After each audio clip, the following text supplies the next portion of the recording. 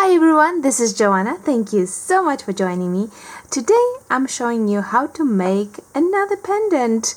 Another technique with some metallic colors. It's bronze and I'm going to use silver leaf and black.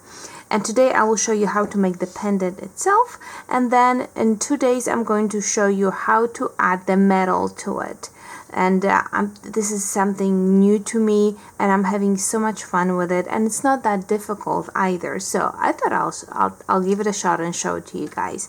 But here you can see the pendant without the metal, and if you watched my last video you will recognize it. I was putting resin on it, and in my last video I said that usually you need 2 coats of resin on a pendant, and it goes for this one. You can see that the top was not 100% flat, so you have those little mountains poking from underneath the resin just fine. I just put another coat on it. Another thing, do you remember, do not put too much resin on, but you know, we have those edges here that allow the resin to roll off. Boom, look at all that. I'm gonna have to sand that sucker down. It's okay. I'm just gonna do another resin run on that one. And here, this one, I just used a regular gloss varnish, so it was a little bit easier. So let's get started. I rolled out bronze, I rolled out some black, and now if you guys have never played with silver leaf, you are going to be in love with it.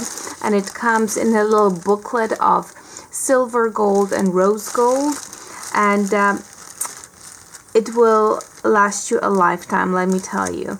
It is so delicate. So I'm just going to take a little bit of it, and I'm going to put it on my black right there, just nice and tight. And then we're going to put bronze on it, just like that. Now, so that you know, the bronze, I rolled it out at I think it's a setting 3 in the pasta machine. My black is a little bit thinner because when we're going to be doing this technique, I don't want that much black showing, but yet a little bit. Okay, so that's scraps. We're gonna, oh my goodness, and look at all the gold just getting stuck to it. So we're gonna roll it out just a little bit, just to make sure that it's sticking nicely, just like that. Okay, so it's really thin. You can see if I will, there. So it's super thin. So now I'm grabbing another piece of black, and I will start, oops, something else got stuck there. Alright, and now what we will be doing is we will be tearing this and attaching to it. Just tear and start layering. Just like that.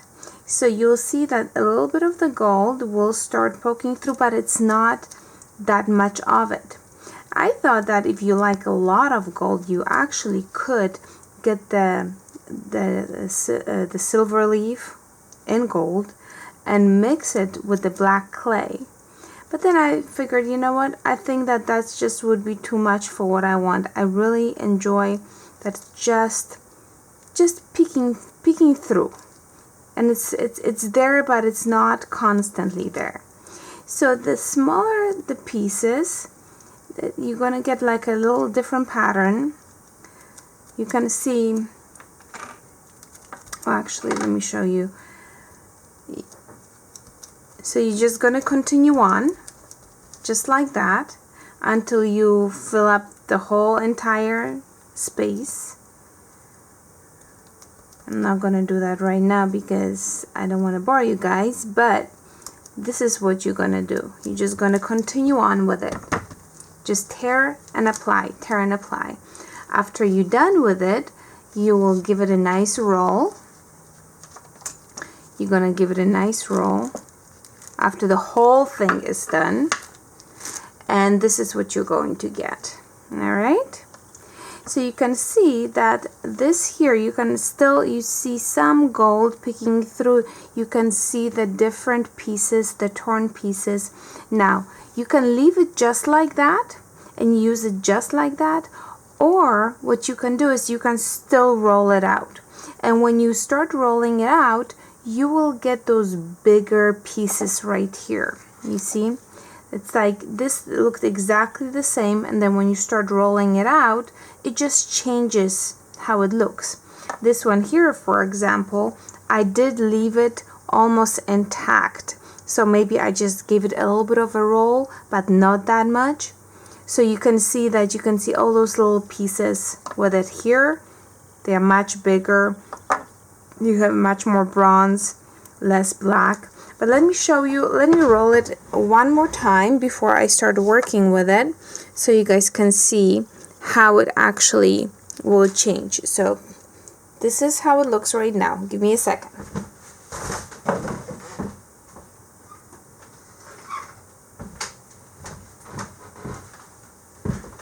Okay, so this is how it looks after you give it a roll. And then you can continue on until you get to the highest setting of the pasta machine if you would like. So I'm just gonna keep it just as is. You can just see the differences here. See the little pattern. This one is a medium pattern and this one is like completely big.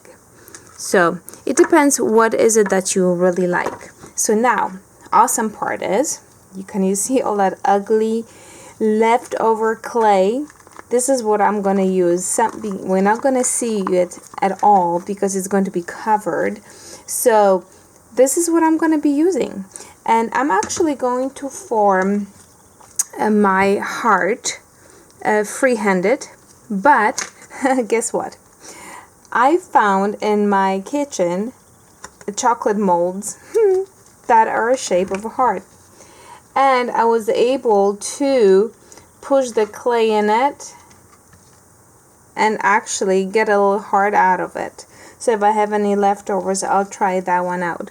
But what I basically did was I just took the clay and I started pressing into the candy mold, because you may not feel comfortable creating a heart from scratch. It's not that difficult because you really are not looking for perfection. I mean, look at these they almost look animated, right?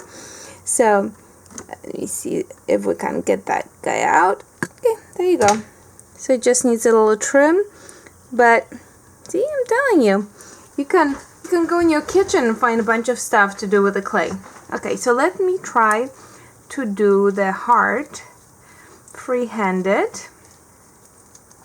I don't know if maybe I don't want it that big, but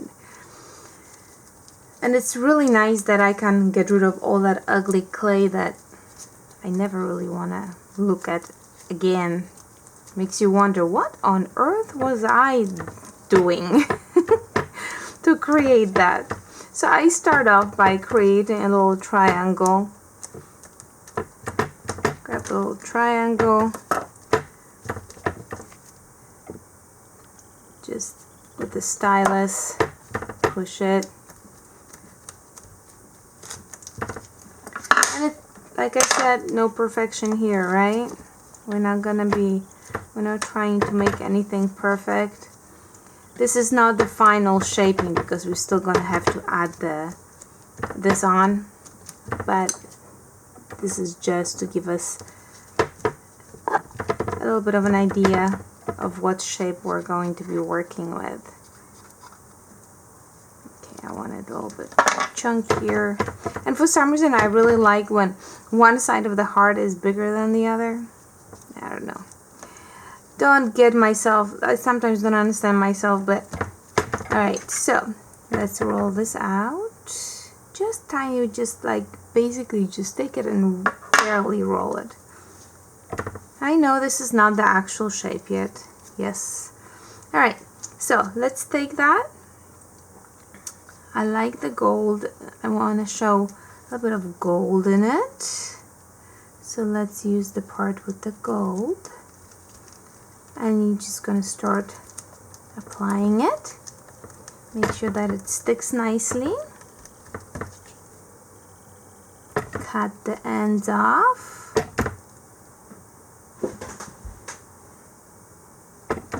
Right. Okay. I'm going to make sure that all the air that is stuck underneath is gone.